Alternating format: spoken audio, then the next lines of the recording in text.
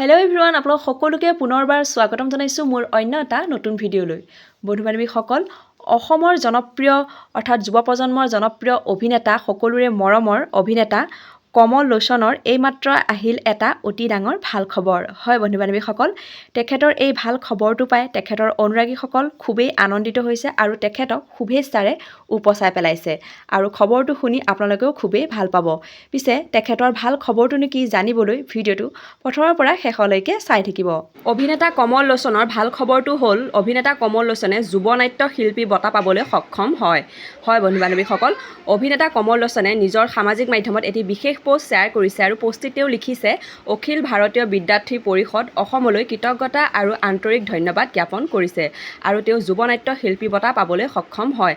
খবৰটো শুনি খুবেই ভাল লাগিল নহয়নে?